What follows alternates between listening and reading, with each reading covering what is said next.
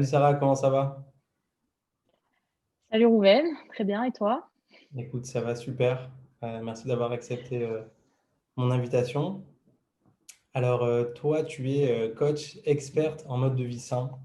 Tu es diplômé de l'école de Gomme. Et voilà, donc toi, ton travail, en fait, c'est d'accompagner les gens qui veulent changer leur habitude alimentaire, qui veulent changer leur habitude par rapport au sport, des habitudes aussi mentales, et qui veulent se détacher de leur addiction. Alors, est-ce que tu Ouais. pourrais un petit peu te présenter en quelques mots, compléter un petit peu Oui. ma Alors présentation? regarde, en effet, je suis donc coach de vie et je me suis spécialisée dans tout ce qui est mode de vie sain. Ouais, J'ai appris dans plusieurs écoles différentes, donc pour avoir une formation vraiment complète. Et en fait, je travaille surtout avec des gens qui savent exactement ce qu'il faut faire sur le papier au niveau alimentaire, au niveau sport, au niveau bonnes habitudes santé, si tu veux. Mais ouais, c'est toujours des gens qui, dans la pratique, soit ressentent un manque de motivation, soit ça va être des gens qui vont tenir pendant une semaine, un mois, 2 mois, et après qui vont craquer systématiquement. C'est-à-dire des gens qui n'arrivent pas à mettre en place ce qu'ils savent dans la théorie. ok.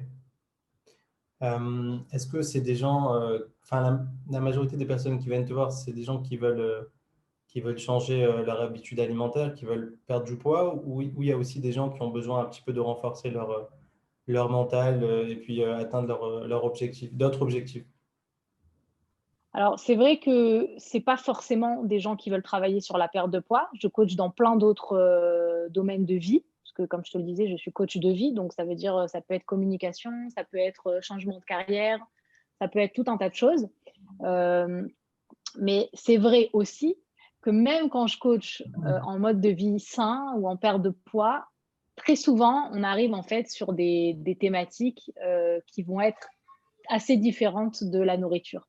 Finalement, le fait qu'on mange de telle ou telle manière, c'est pas forcément le problème en soi. Très souvent, c'est un peu genre la partie visible de l'iceberg, quoi. Ok. Et donc par rapport à ça, je voulais te poser une question. Si maintenant je te parle de Netflix, je te parle de chocolat, réseaux sociaux, alcool, cigarettes, à quoi ça te fait penser? Bah écoute, le truc auquel ça me fait penser, c'est que notre cerveau, il fonctionne de manière assez passionnante. C'est-à-dire qu'il a tout un tas de mécanismes qui sont destinés à nous protéger, à nous maintenir en vie. Il a Ouais. plein de mécanismes qui sont destinés à nous préserver, à nous protéger en tant qu'être humain. Et un de ces mécanismes, c'est l'évitement de la douleur.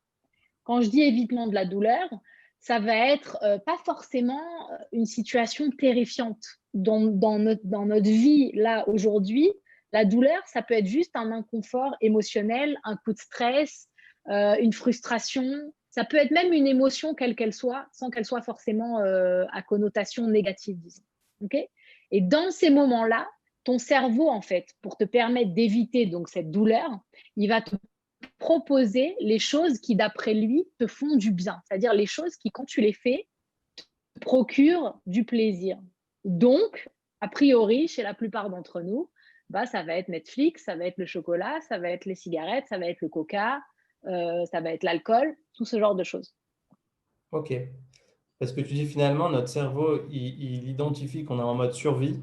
Et pour survivre, il faut avoir, voilà, il faut avoir faut se procurer du plaisir, c'est ça ce que tu es en train de me dire?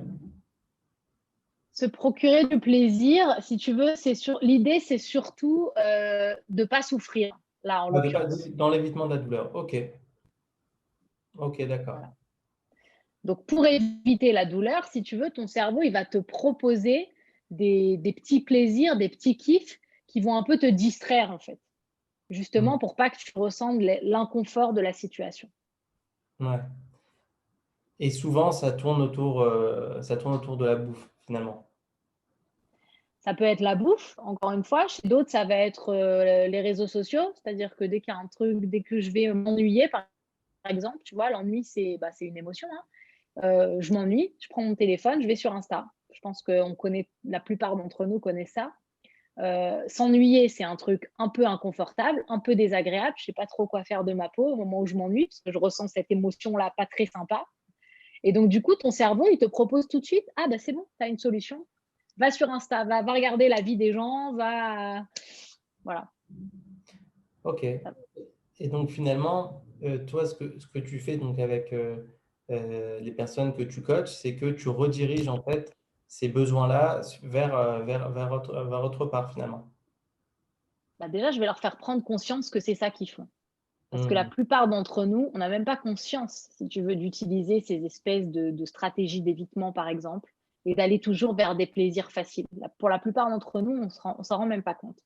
Donc déjà, la première étape, c'est de se rendre compte exactement, moi, qu'est-ce que je fais dans mon quotidien, à quel moment ça se passe, à quel moment il y a des moments comme ça qui reviennent, qui sont des moments clés. Par exemple, il y a des gens, tous les samedis soirs, systématiquement, ils vont avoir du mal, et ils vont tourner dans la cuisine, ils vont pas savoir quoi faire de leur peau, et ça va être un moment compliqué. On a tous des moments comme ça qui sont un peu plus compliqués pour nous, donc déjà, on va essayer de mettre le doigt dessus. Et ensuite, si tu veux, la deuxième chose assez sympa qu'on va faire dans le travail, c'est que, en fait, on va essayer d'apporter la vraie réponse, si tu veux, à notre problème. C'est-à-dire qu'au moment où tu t'ennuies, aller vers le chocolat ou aller vers Netflix, ça ne va pas t'apporter de vraies solutions, une vraie solution qui va régler le problème que tu ressens, que tu rencontres à ce moment-là. Et donc, du coup, nous, ce qu'on va faire, c'est essayer d'apporter des vraies solutions qui correspondent à ce que toi-même tu veux créer comme résultat dans ta vie. Hmm. Ça veut dire qu'en fait, toi, tu viens pas avec une seule méthode pour tout le monde. Ça va être vraiment du sur-mesure où la personne qui est coachée, finalement, c'est elle en fait qui va te montrer le chemin. Vous allez faire une espèce d'association comme ça.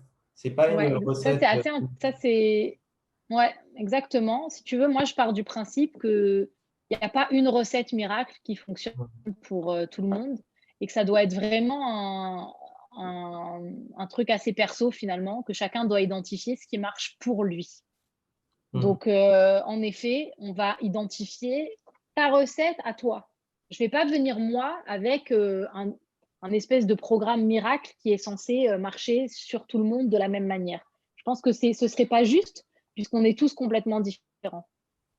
Ouais. Du coup, ça me fait penser à ce que tu as dit dans une de tes vidéos. Par rapport au régime, tu disais que finalement, c'est pas juste de proposer un régime pour des personnes qui sont différentes, c'est pas adapté. Et du coup, par rapport à ça, aussi, j'avais entendu que tu avais essayé les régimes depuis très jeune.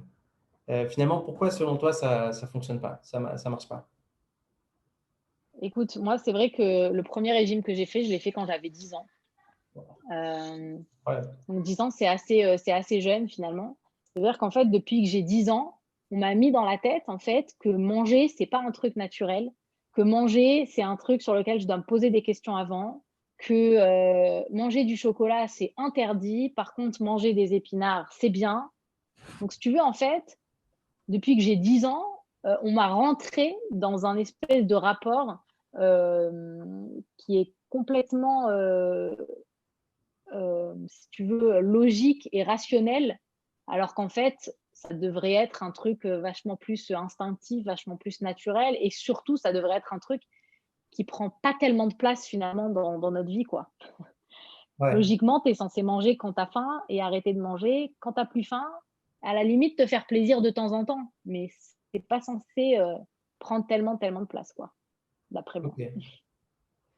Et du coup, tu m'as pas dit pourquoi les régimes, ça fonctionne pas sur le long terme. Écoute, le vrai problème que je vois, c'est que finalement, la plupart des régimes, ils s'occupent de te rééduquer, entre guillemets, au niveau des actions extérieures que tu vas faire, c'est-à-dire au niveau de ce que tu vas mettre dans ta bouche et au niveau du sport que tu vas faire. Donc peut-être que dans un premier temps, tu vas perdre du poids. C'est possible. Le problème, c'est que tu vas perdre du poids au niveau physique, au niveau de ton corps, mais dans ta tête, en fait, tu vas être toujours la meuf en surpoids qui Mhm. adopte les mêmes manières de penser, les mêmes mécanismes, les mêmes… Dans ta tête, en fait, tu es encore grosse, entre guillemets. Mhm. Ouais. Donc, du coup, même si ton corps, il a maigri, bah, finalement, ta tête, à un moment, elle va finir par te renvoyer à tes anciens schémas et à donc te refaire manger comme tu mangeais avant, te empêcher de faire du sport comme tu faisais avant. Et c'est là qu'on arrive justement à ce fameux effet yo-yo que j'ai fait moi personnellement pendant des années et des années. Tu disais, tu m'as parlé, tu nous as parlé de solutions sur mesure pour tes coachés. Donc, je voulais savoir finalement comment ça se passait un coaching chez toi et est-ce que tu avais des attentes par rapport au coaché? Bah, écoute, typiquement, on va se voir une fois par semaine, soit en personne à mon bureau à Jérusalem, soit par Zoom. Donc vraiment, aujourd'hui, on peut vraiment coacher à travers le monde de manière assez simple. Donc ça, c'est vraiment assez sympathique. Et chaque question dure 1 heure. Et pendant la semaine, je te donne des genres de devoirs qui vont permettre en fait petit à petit donc de prendre conscience, comme je disais tout à l'heure, de tout un tas de choses sur toi. Donc ça peut être des choses à écrire, ça peut être des travaux d'observation, ça peut être du sport, ça peut être tout un tas de trucs. Et là, si tu veux, encore une fois, ce qui est intéressant, c'est que ce qu'on vise, c'est à faire un changement de manière concrète. On ne va pas rester juste dans la prise de conscience. Le fait de mettre des actions en place pendant la semaine entre les sessions va faire en sorte justement de rendre concret ce changement-là dans la vie du coaché. Donc ça, c'est vraiment, voilà, techniquement comment ça se passe. Et ce que j'attends, entre guillemets, d'une personne que je coach, bah, c'est tout simplement d'avoir vraiment suffisamment envie de faire ce changement-là, d'être vraiment prête à tout pour y arriver et, euh, et d'être prêt aussi un peu à voir challenger certaines croyances parce que ça, c'est ce que je préfère dans mon boulot. Donc, voilà, je Ok, pense que ça, c'est vraiment assez intéressant du travail. ok. Et est-ce que les personnes qui finissent un coaching, ils repartent avec quelque chose? Est-ce que les exercices, ils peuvent les refaire après? Comment ça se passe exactement? Parce que tu nous as parlé que les gens, finalement, ils adoptaient des nouvelles habitudes. Mais comment faire justement pour que ces habitudes, elles ne se perdent pas? Bah, si tu veux, déjà, l'idée, c'est qu'en effet, on va changer concrètement d'habitude dans notre vie de tous les jours, mais surtout, on va faire un changement au niveau de la pensée qui va être tellement important que, a priori, on ne retourne pas dans nos anciennes mauvaises habitudes. Justement parce que t'es déjà devenu quelqu'un d'autre, en fait. Donc, Ouais, ça ne te correspond plus, en fait, les anciennes habitudes que tu avais avant. Et là, si tu veux, j'arrive vraiment à un peu, on touche un peu du doigt ce qui est pour moi le but ultime de ce à quoi j'espère arriver avec un coaché. Si tu veux, la plupart des gens, quand ils arrivent chez moi, la bouffe, leur corps, le fait qu'ils se trouvent gros, qu'est-ce qu'ils vont manger à midi, qu'est-ce qu'ils vont manger le soir, tout ça, ça occupe entre 50 et 80% de leur espace mental. c'est énorme. Donc, c'est assez important.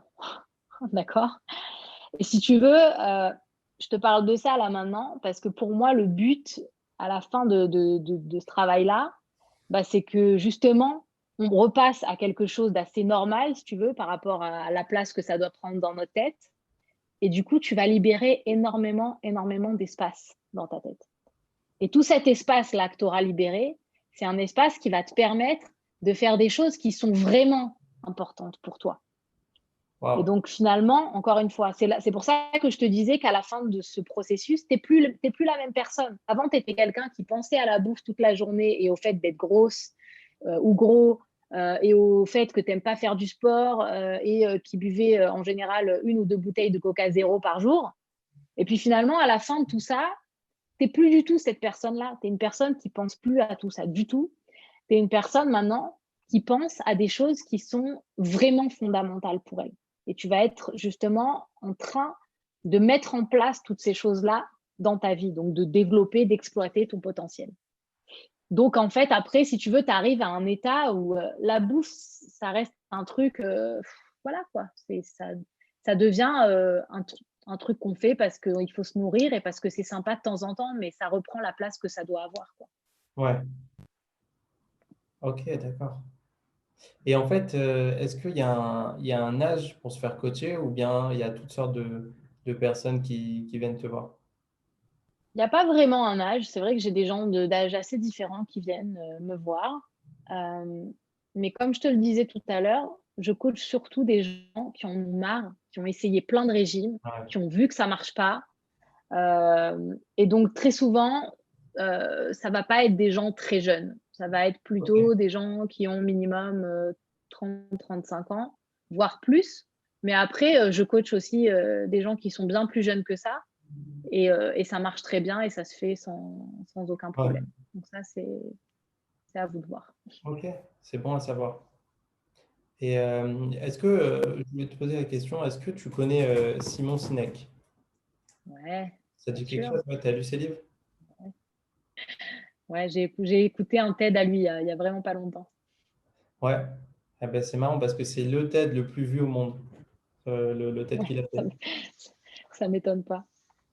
Ouais, et du coup, il y a un livre à lui qui s'appelle Trouver le pourquoi, qui m'a ok, moi, qui m'a vraiment transformé au quotidien. Et il y a une question voilà, que je voulais te poser, justement, à la suite, et toujours sur le thème de trouver son pourquoi. Quelles sont les valeurs qui t'inspirent au quotidien? Écoute, déjà, mon pourquoi à moi, pourquoi je fais ça, Ouais, la première raison pour laquelle je le fais, c'est que j'ai tellement galéré, moi, avec moi-même, avec cette question-là, pendant tellement longtemps. Et je suis tellement soulagée et tellement contente d'avoir trouvé ma solution que c'est vraiment quelque chose que je veux partager et que je veux permettre à d'autres gens de faire. Pourquoi je veux permettre à d'autres gens de pouvoir vivre ça? Parce que comme je te le disais tout à l'heure, il ne s'agit pas juste de perdre du poids et d'être fit et d'être bien dans son corps. Ça va bien au-delà de ça. Et ça, je trouve que c'est vraiment une valeur, euh, une valeur assez intéressante à développer, quoi, de pouvoir permettre aux gens de se rapprocher de ce qu'ils sont vraiment, de vivre une vie où ils sont alignés avec eux-mêmes, de développer leur potentiel. Ça, pour moi, c'est vraiment, vraiment quelque chose qui a du sens. Euh, donc, voilà, plus ou moins, c'est ça. Il y a aussi le fait que j'aime énormément parler avec les gens, découvrir un monde à chaque fois que je rentre un peu dans un coaching avec quelqu'un. Et ça, c'est vraiment quelque chose qui me passionne et qui m'enrichit à moi aussi énormément. ok. Et juste, voilà, petite dernière question. Est-ce que vraiment tu as vu des gens qui ont été transformés après un coaching ou pas? Dans leur façon d'être ou dans leur carrière professionnelle? Est-ce que tu as vu des transformations ou pas? Oui, écoute, bien sûr, je vois des transformations. C'est encore une fois, c'est pour ça que je fais ce que je fais. Euh, oui, les gens que je coach, ils sont plus les mêmes après le coaching. Non seulement ils ont commencé à perdre du poids, voire même des fois fini leur perte de poids, mais surtout, encore une fois, ils se trouvent à un autre endroit quoi, dans leur vie. Justement parce qu'ils sont beaucoup plus libres par rapport à la nourriture, par rapport à leur rapport avec leur corps. Ça leur permet de se développer dans plein d'autres domaines et ça, c'est vraiment incroyable. Ouais, ça vaut de l'or, quoi. Ce que tu dis, c'est que c'est des gens qui deviennent la meilleure version d'eux-mêmes. Voilà, c'est le but. Ouais, ça, c'est un vrai cadeau. Ben, écoute, merci beaucoup d'avoir Comme été. tu dis d'ailleurs, c'est juste, Ouais. excuse-moi, quand Non, il tu n'y a dis pas c'est de un problème. vrai cadeau, Ouais. tu dis, je pense que c'est vraiment, moi personnellement, c'est le meilleur cadeau que je me suis fait à moi-même, d'avoir fait ce travail-là sur moi. Et je pense que finalement, c'était même pas qu'un travail que pour moi, c'était aussi finalement un travail pour mon entourage. Parce que même mon entourage maintenant bénéficie comme tu dis, d'une meilleure version de moi-même. Donc d'une maman plus sympa, qui crie moins, d'une femme qui est contente et épanouie dans ce qu'elle fait. C'est-à-dire que oui, comme tu dis, c'est un cadeau et c'est pas un cadeau que pour la personne qui se fait coacher, c'est même un cadeau pour son entourage. Et ça, je pense que c'est important aussi de voir les choses comme ça. Parce que Ouais. finalement, on est tous au centre de notre petit monde et on émet en fait sur tout ce qu'il y a autour de nous, tous les gens qui sont autour de nous. Et donc, si déjà, autant émettre du bon, du positif, des bonnes énergies, des choses sympas. Ouais, Comme dit l'alchimiste dans le livre de Paulo Coelho, qui es-tu pour priver le monde de ta lumière? Voilà, C'est un peu ça, quoi. exactement. C'est C'est un peu ça, ça. exactement. Exactement. Ok, Sarah, est-ce qu'on peut te trouver sur Internet, sur les réseaux sociaux? Ouais, je suis sur Facebook, Ouais, Sarah Tayeb, coach, et sur Insta aussi. sur Bientôt, Internet. bientôt un site internet. Bientôt, coming soon, à venir. Voilà. Bah, ok, c'est cool. Ben, on mettra les liens dans la vidéo. Ben, écoute, merci beaucoup d'avoir été présent, de nous avoir appris finalement pas mal de choses sur Ah, le merci à toi. comportement, sur notre comportement, sur nos habitudes, sur les addictions qu'on peut avoir inconscientes. Donc voilà, Merci merci à à toi de toi, m'avoir invité. avec plaisir. Et voilà, on se dit à très bientôt. À bientôt, Ruben. Bye bye.